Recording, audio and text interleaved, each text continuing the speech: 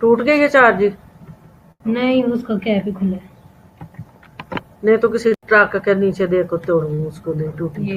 ये वाला लगा बंद लगेगा किसी। मुझे पता है, मैंने सिर्फ यहाँ बोलना है, वॉइस चाहिए मेरी इसको।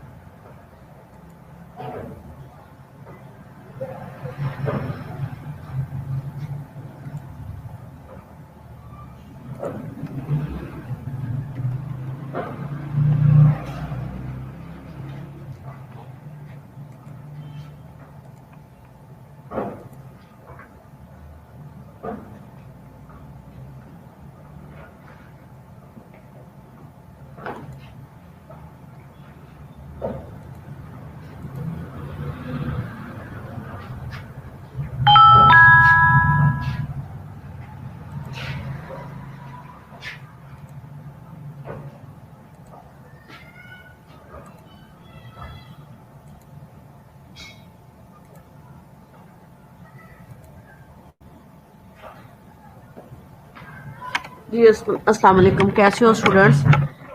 जी कायनात नवाज आपके अलावा कोई स्टूडेंट प्रेजेंट नहीं है आज?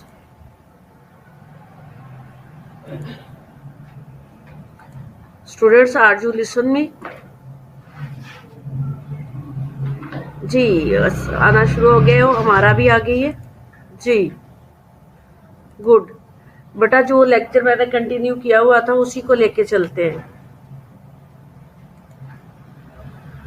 सायरा 3 स्टूडेंट्स हो चुके हैं, आमना भी आ गई है।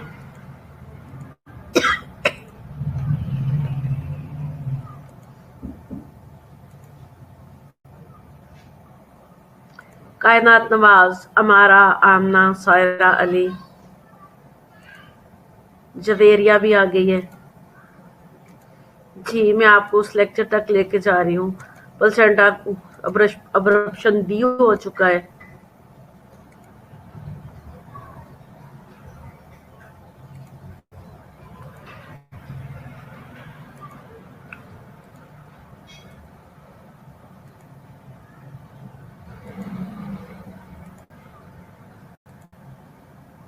जी वैजा प्रीविया हम पढ़ रहे थे, ठीक है, ये भी तकरीबन हो चुका है।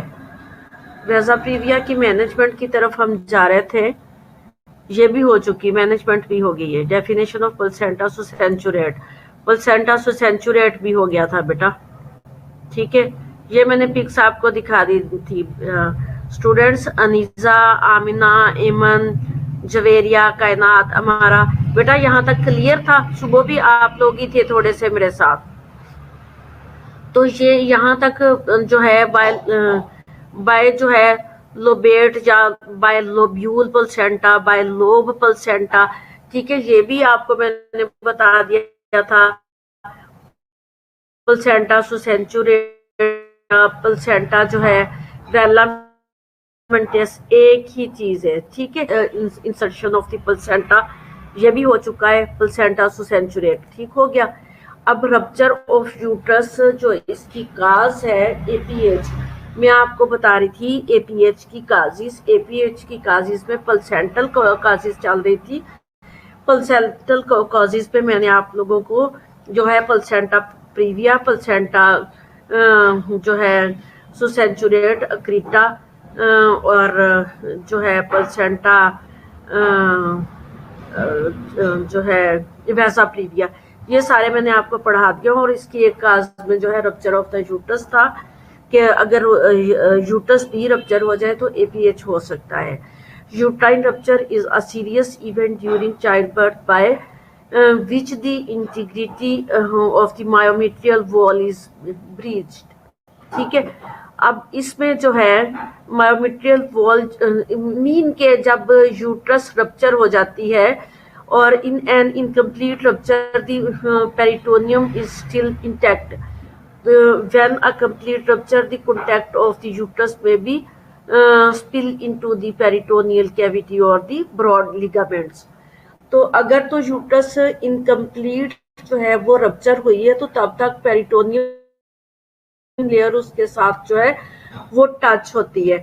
तो जब वो कंप्लीट रप्चर होती है तो पेरिटोनियम लेयर भी उतर जाती है जिसमें ब्लीडिंग एकदम से होती है और डायरेक्ट जो है रप्चर होने से औरत और फीटस और वुमेन दोनों ही की जान को खतरा होता है। तो इसमें फौरन सिजेरियन भी नहीं, इसमें तो लिप्रोटमी बनती होती है। लिप्रोटमी मीन के मेजर सर्जरी है ये। तो लिप्रोटमी करके उसके अंदर से जो है वो फिर यूट्रस तक जाया जाता है और यूट्रस की रिपेयर की जाती है। अगर तो जो है बेबी लाइव है तो उसको उठा लिया जाता है, अदरवाइज जो है वो प्लेसेंटा और बेबी को निकाल के तो यूट्रस को अगेन अगेन जो है वो रिपेयर कर दिया जाता है। अगर रिपेयर होने के काबिल है, अगर रिपेयर होने के काबिल नहीं है, कंप्लीट रप्चर हो चुकी है तो दैन फिर हिस्टेक्टमी करनी पड़ती है। ठीक हो गया। इमरजेंसीज में मैंने उसकी ट्रीटमेंट तो आपको पहले ही बता दी, लेकिन यहाँ भी एक दफा बताती चलूँ कि इसकी ट्रीटमेंट क्या हो सकती है। इमरजेंसी एक्सप्लोरेटरी लिप्रोटमी, वो भी मैंने बताया कि इमरजेंसी लिप्रोटमी ही इसमें करना पड़ेगी। लिप्रोटमी करके उसके अंदर से सिजेरियन किया जाता है। ठीक है। Caesarean delivery accomplished by fluid blood transfusion are indicated for the management of uterine rupture. वैसे जितनी भी मैंने आपको इमरजेंसीज या प्लेसेंटा की टाइप्स बताई उसमें मैंने ये कहा था कि सिजेरियन किया जाता है, लेकिन ये वाहद रप्चर ऑफ यूट्रस है जिसमें मैंने सिजेरियन नहीं बताया, जिसमें लिप्रोटमी बताया। लिप्रोटमी में मेजर सर्जरी पूरे एब्डोमेन की करनी पड़ती है, तो उसके अंदर से फिर जाया जाता है यूट्रस तक। ठीक हो गया। फिर depending on the nature of the rupture and the condition of the patient the uterus में बी आइदर रिपेयर और रिमूव्ड, सिजेरियन और हिस्टेक्टमी। ठीक है। ये चीज मैं पहले ही बता चुकी हूँ। अगर वो रिपेयर होने के काबिल है तो रिपेयर करनी, अदरवाइज हिस्टेक्टमी में इनके यूट्रस पूरी को ही रिमूव करना पड़ता है। फिर जेनिटल ट्रैक्ट इन्फेक्शन में जो है नॉन ऑब्स्टेटिक, ठीक है, नॉन ऑब्स्टेटिक में जो है genital tract causes bleeding from the lower genital tract, cervical bleeding, cervicitis, cervical polyp, trauma and neoplasm, carcinoma of the cervix, ठीक है, यूटीआई एंड हेमराइड्स। अब ये सारी चीजें जो है वो इनमें से भी कुछ चीज हो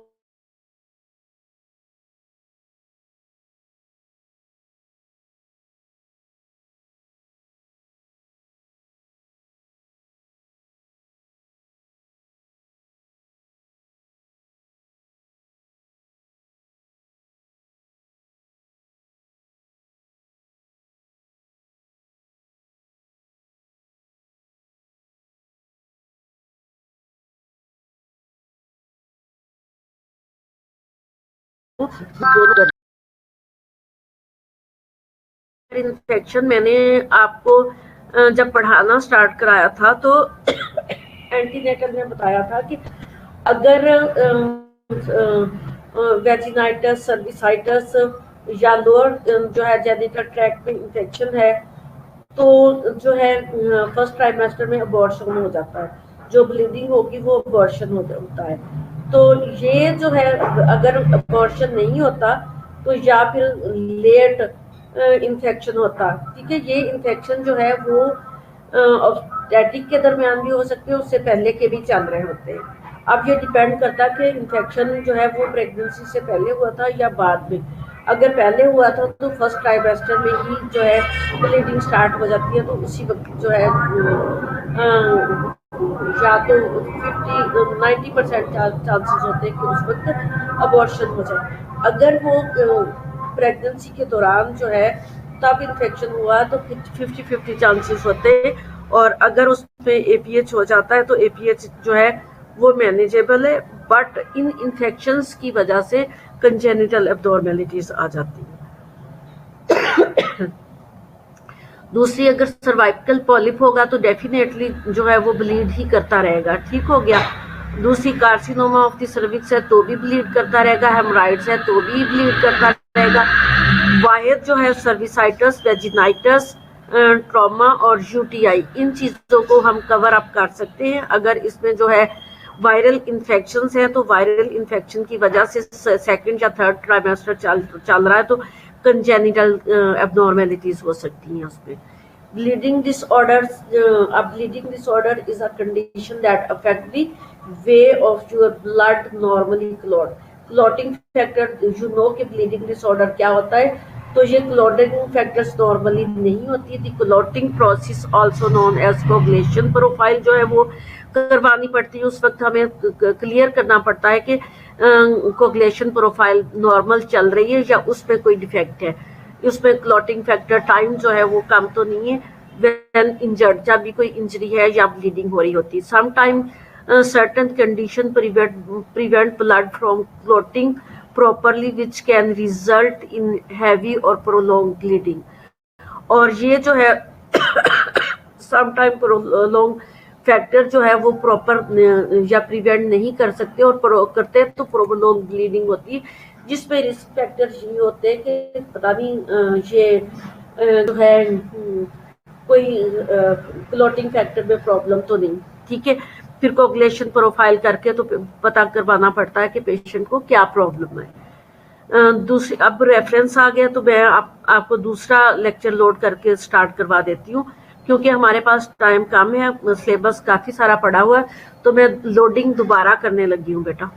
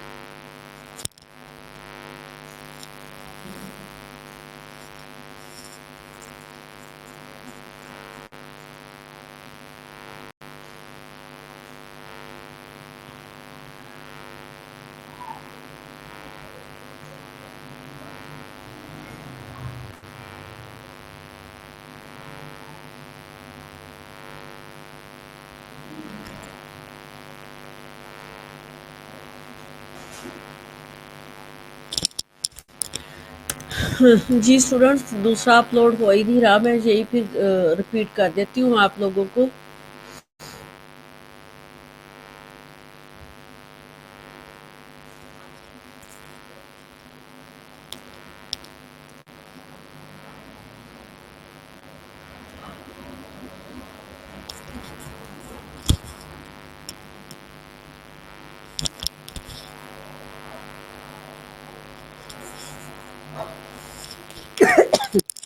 जी बेटा, दूसरा तो अपलोड हो ही नहीं रहा, मैंने 3-4 दफ़ा ट्राई किए, यही हुआ है। तो इसी को कर लेते हैं, कोई क्वेश्चनिंग है तो मेरे से कर लो आप। जी अनीसा बेटा, कोई क्वेश्चन है तो कर लो। मैं दूसरा लेक्चर, ये लेक्चर मेरा कंप्लीट हो गया, दूसरा लेक्चर मैं करने की कोशिश कर रही हूँ, दूसरा अपलोड नहीं हो रहा। तो इसमें से एपीएच में से अगर कोई क्वेश्चनिंग किसी भी स्टूडेंट को करनी है तो आप मेरे से कर सकते हो।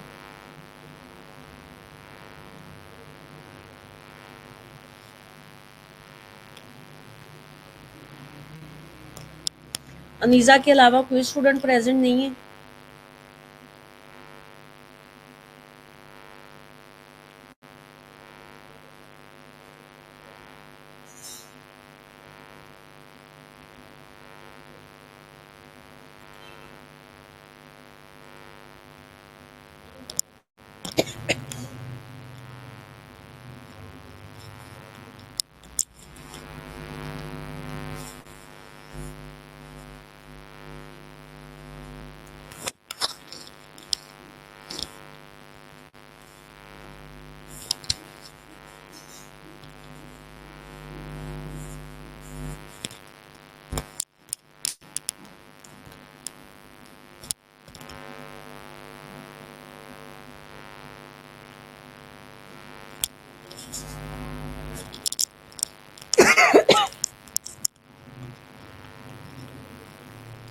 जी ठीक है बेटा, दूसरा लेक्चर लोड नहीं हो रहा, ये मेरा लेक्चर कंप्लीट हो गया है।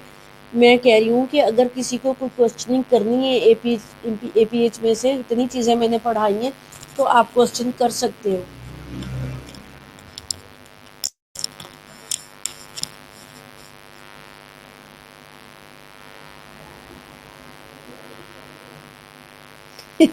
कोई क्वेश्चन नहीं है, ठीक है। इट मीन्स के प्रस्तिश आप लोग इतने इंटेलिजेंट है, आप लोगों को सारा आता है, ठीक है।